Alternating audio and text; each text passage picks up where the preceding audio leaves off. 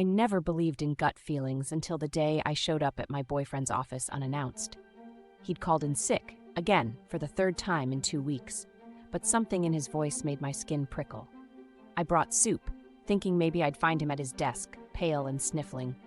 Instead, his coworkers exchanged glances when they saw me, awkward and silent, while his boss stammered that he was out on a client meeting. My heart started to pound, and I couldn't shake the feeling that everyone knew something I didn't.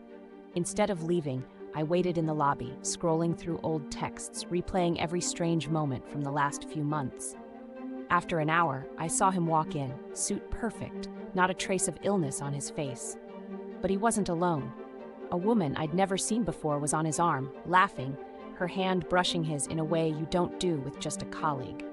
He froze when he saw me, lips parted, eyes wide. The woman's smile faded as she realized who I was. The air stiffened, like the three of us were actors in a play that suddenly lost its script. They didn't lie for long. The woman stared me down and said, "You must be the girlfriend." My boyfriend, no, not mine, not anymore, looked like he wanted to disappear. He'd been married for 2 years, keeping it quiet while he played the role of the devoted boyfriend with me. The sick days were their anniversaries, court dates, visits to her parents. I felt my face burn, my world tilting, everything I thought I knew slipping through my fingers. I wanted to scream, to cry, to shove him and demand an explanation, but all I could do was laugh. Not because it was funny, but because the shock hollowed me out, leaving nothing but a brittle shell.